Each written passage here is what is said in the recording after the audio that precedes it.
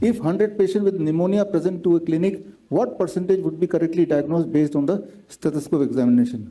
अगर 100 पेशेंट आते हैं क्लिनिक में और सभी को निमोनिया है, फीवर है, उसको कफ है, उसको चेस्ट पेन है, शॉर्टनेस ऑफ ब्रेथ है, जब हैवी ब्रीदिंग करते हैं तो चेस्ट में पेन होता है, ये सारे सिम्टम्स हैं।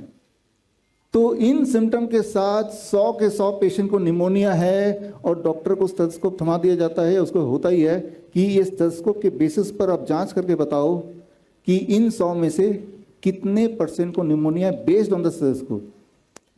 तो क्या लगता है स्टेथोस्कोप की एक्यूरेसी निमोनिया फाइंड करने में कितना होगा? 90% से 70% से ज़्यादा होगी या 40% कम होगी?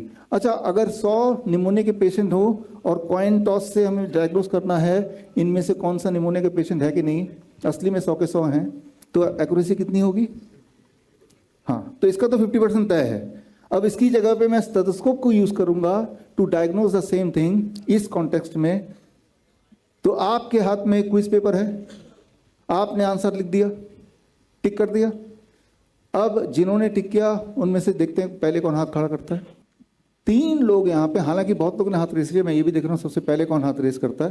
तो तीनों का आंसर, या बाकी लोग भी सी बोल रहे हैं। क्या लगता है कि सी मतलब स्टेथोस्कोप से भी कम एक्यूरेसी है?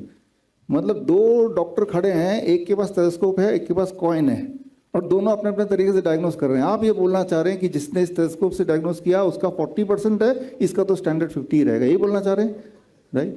यही करेक्ट जवाब है। लेकिन हमने जिनको चुना, जिन्होंने सबसे पहले हाथ रेस किया, इनको इनाम दिया जाए।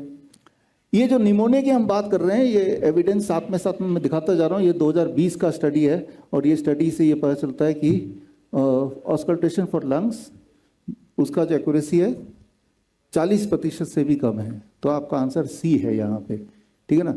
बड़ी से बड़ी बीमारी का आसान से आसान इलाज घर बैठे ही हो सकता है। अधिक जानकारी के लिए कांटेक्ट करें नियरेस्ट डॉक्टर BRC clinic@home।